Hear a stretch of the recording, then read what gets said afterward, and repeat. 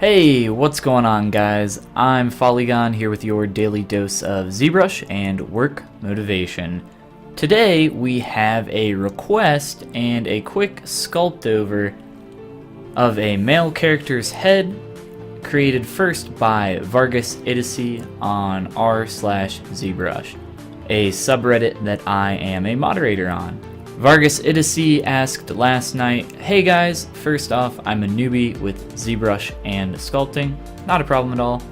I've been trying to make this model realistic. I'm having some trouble to get the correct shape with the head, give some details to the eyes. Any tips on what areas I should focus on? And should I modify any configuration in ZBrush to be able to add more details? So first off, definitely you don't need to modify anything in ZBrush, you just need to make sure that you're using the right tools for the job. And that can be a little bit difficult when you're starting out because you don't know everything that's in ZBrush, right? So I have a quick little speed sculpt video here that I spent about 45 minutes on, doing a quick sculpt over of the head that you originally had. And mainly, I'm just fixing a few of your proportional issues and working on some of the facial features. I'm going to try to explain what I'm doing here and why I'm making the decisions that I am. By the time I get done with this, it still needs a lot of work, so I have a link to the new head that you can go ahead and grab. And I also linked it for you in the comment over on the subreddit. So hopefully you learned something, hopefully you enjoy this video, and hopefully you kind of go back and work on it some more as well. And if there's anything that I don't explain fully, or you still have some questions about some stuff, where do I find some tools? How do I do something specific? Fire away down in the comments section or over on the subreddit. And definitely I'm going to link the ZBrush Discord channel that I also moderate for you. You can kind of get some answers a lot faster in there if you type some questions. There's a lot of people that are more active, and hopefully you can find some answers that way as well. But let's go ahead and dive right in here. So again, just to reiterate, the kind of first thing that I really noticed that was off was just a bunch of proportional issues, mainly stuff with the main facial features, the eyes, the ears, the nose, the lips, the mouth region in general.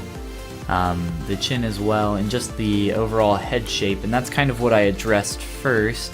And then from there I went through, adjusted the neck as quick as I could, threw in a body, and I end up just lopping it off later because we don't really need it. But it helps me kind of visualize what's going on underneath the surface of the skin, so I know what I'm supposed to do, and then I can kind of carry it forward from there.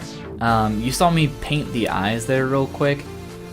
Again, that's just a thing that kind of helps me visualize where the eyes are looking, where they need to be placed. I find it to be very helpful. Even if you just throw a little circle on the end to represent the pupil, that can totally be enough. But I just like to kind of throw a little paint on there real fast, nothing fancy, just so I can kind of understand what's going on with the eye placement. From there, I can adjust where the eyes are. It also allowed me to see that the eyes that you originally had in there were much too large. From there, I work on the eye bags, I work on the ears, the chin, the mouth, the nose. You know, I'm jumping around a lot. Your ears still need a lot of work even by the time I get done with them. I think you had a good start. I think your main flaw there was with the inner portion of the ear. You had a pretty good shape for the ridge and I don't remember which one is the helix and the anti-helix, but I believe your helix was just a little bit misshapen. I believe that's on the outside edge. So I corrected that a tiny bit. Your ears were also a little large. I know it is supposed to be an older person, and your ears and nose never stop growing, right? But you still kind of want to keep it within that boundary of between the eyes and nose. And feel free to exaggerate stuff like that, because it's really good to exaggerate stuff that we know, and it's a good thing to do that, and it lets our knowledge kind of shine through by doing that. But it can sometimes be misplaced when we exaggerate what we think we know, and we kind of run into some issues. So we end up exaggerating something that we thought was true, but then it kind of just brings more attention to something that just looks more off. a good kind of structure or rule to go by is if it doesn't work at your lowest subdivision level, or think of it as a silhouette, if it doesn't work as a silhouette, then it just doesn't work. You kind of want it to look good in its most primary of form. And a really good way that you can get that visual is to set your color of your model to completely black, or if you just squint your eyes really hard, you can kind of see the primary forms and shapes in the silhouette that way as well. So I wanted to do some more work on your lips and the nose of this character, as well as the ears and the eyes. And mainly I wanted to do a lot more work on this guy, but I spent about 45 minutes. I just kind of wanted to point you in the right direction, kind of get those primary shapes down, the bony landmarks that we know and study. And then from there I just added a little bit of fat, and then got rid of some of the weird deformities or deformations in the mesh.